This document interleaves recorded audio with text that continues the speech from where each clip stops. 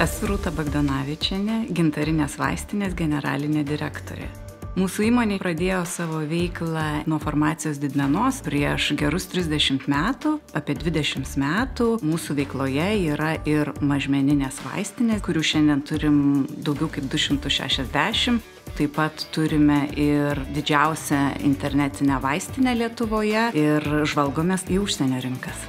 Su eBay pradėjom dirbti 2020 metais. Kosmetika ir maisto papildai yra mūsų pagrindinės pardavimo kategorijos. Esam lyderiaujantis pardavėjas eBay platformoje šiose kategorijose visame pasaulyje. Pagrindiniai iššūkiai pačioj pradžioj buvo atrinkti potencialius produktus kiekvienai skirtingai rinkai, kadangi prekės važiuoja per visą pasaulį. Be abejo, susidūrėm su logistiniais iššūkiais. Pusę metų mes gal ieškojom atsakymų, kaip viskas turėtų veikti, bet po to atradom juos ir labai sėkmingai viskas rutuliojasi tolyn.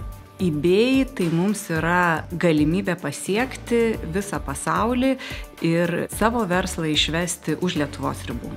Su eBay dirbu jau 5 metus, čia dirbu jau apie 3 metai. Užauginau šią parduotuvę nuo pirminių jos žingsnių ir šiai dienai turime neblogus rezultatus.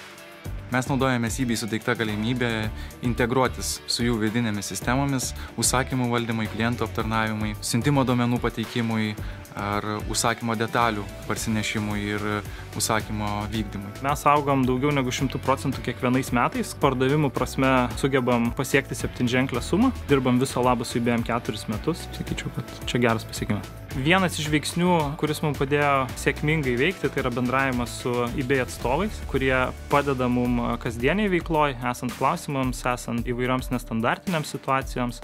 Tai galim šitą įvardinti kaip vieną iš svarbiausių veiksnių. eBay platforma yra puikia platforma išeiti į platų pasaulį, bet už kiekvieno pirkimo, už kiekvieno pažiūrėjimo ir paieškojimo stovi konkretus klientas. Ir jeigu jūs galvosite apie klientą, norėsite jo kelionę padaryti kuo sklandesnę, suprasite, ko jis iš tikrųjų nori, tai tada jūs galėsite išnaudoti visus eBay platformos privalumus. O logistiniai klausimai, kažkokie teisiniai klausimai ar kitokie techniniai niuansai, jie išsisprendžia bedarant, darai ir padarai.